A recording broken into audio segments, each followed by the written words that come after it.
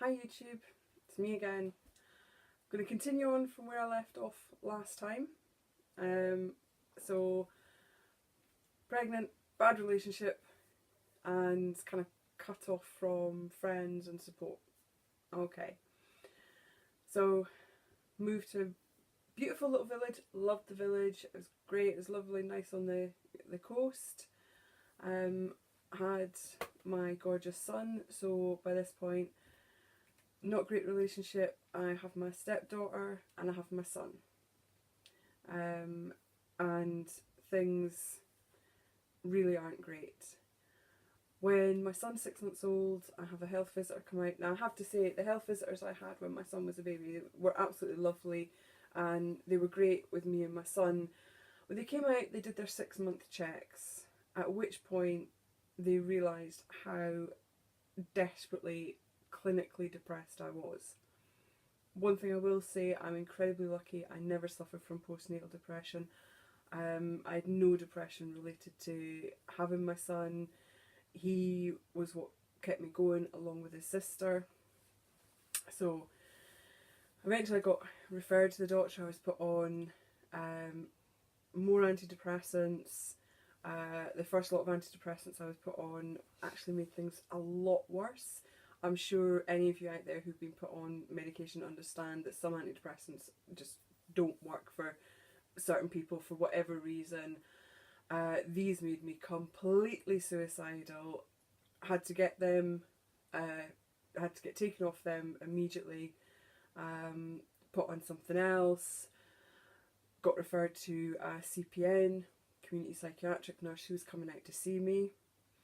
Of course, he was coming out to see me, and I could let him know bits of why I was unhappy, but he's seeing me at the same time that my partner's there, who was very manipulative, very controlling, not very nice at all, and so I never felt free that I could say exactly what was going on. But the CPN decided I was depressed because of the situation I was in, and that's treated very differently from someone having severe depression.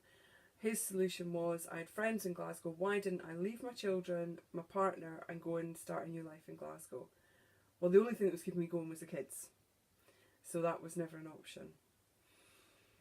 By the time my son was 3, as a single parent, I'd moved to a new town within the same region, but new town. Didn't really know anyone except for a few work colleagues. Really kind of shut myself off. Just before my ex and I split up, an old school friend had got in touch with me, and I managed to start kind of putting out, little bits, feelers to try and get in touch with some old friends. But I didn't want any of them to know just how bad it had been, and I thought I'd made such a mess of everything. And I was convinced I was going to be a terrible mother, and that was something that my ex used to hold over me. He would phone me and demand things, or demand that I go and do this, that, and the next thing for him, because he was inherently lazy. But would say, I'll take you to court, and I'll take your son away from you. That was the constant threat. So I was struggling, working full time, single mom, having to get my son to nursery, sort everything out, no real support network. Went to Women's Aid. I couldn't think of where else to go. Went to Women's Aid and said, please, I need to deal with the psychological damage that this person has done to me. It's really bad. And they turned around to me and says, but you're not in the relationship now. I says, no, I am away from him, but I don't know how to deal with the repercussions and what's going on. You're away from him, we can't help you. Doctors couldn't refer me to anyone for any kind of domestic abuse counselling because that was Women's Aid's thing. The doctors didn't do that. And I spiralled again. This is a constant pattern in my life. I ended up cutting myself, but very, very seriously.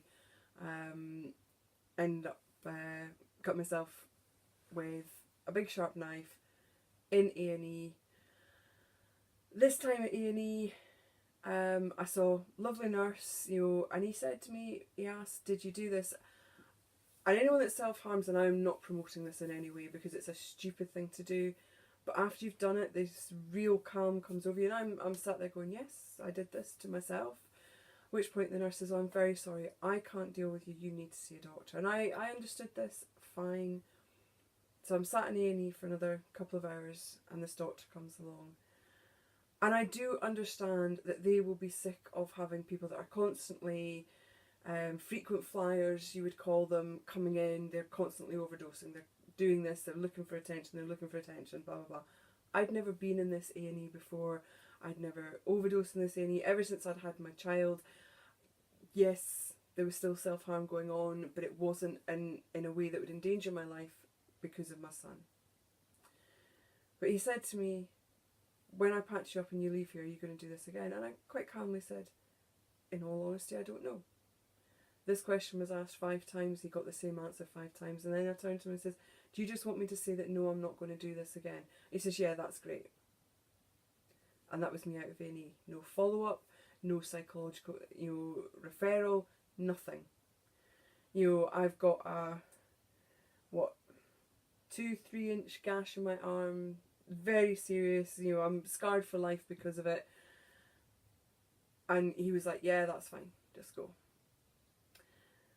The way I'd been coping was to get up first thing in the morning, take my son to nursery as early as I could, leave my son at nursery all day, go home, cry, fall apart, whatever, pick my son up from nursery as late as possible, and put on the mask for a couple of hours, get him to bed, fall apart, repeat.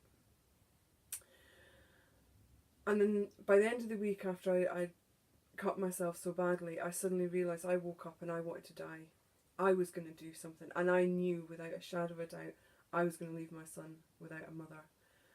And I phoned my GP, and the GP I was seeing, I can't fault him, he was fantastic. I went in and I says, I'm going to be dead by the end of today if you don't help me. I wasn't trying to be dramatic or anything else. And immediately I was referred to psychological service. I saw a psychiatrist that day who wanted to put me in hospital. I couldn't go because I had no one to look after my son.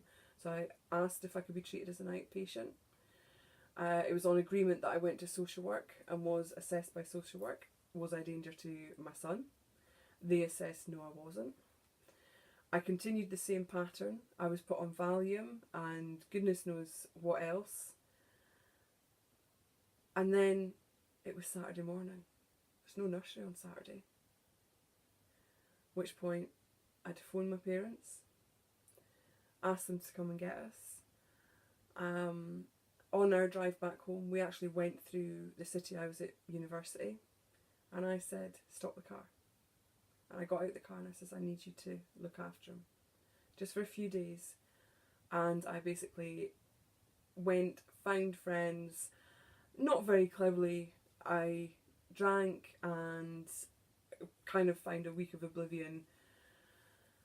Came back and was seeing doing group counselling sessions on heavy medication, was managing to kind of function, starting to get back to work, and you get to a level, the group sessions stop because you only get so many, and I was coping until a few years later when I broke my ankle.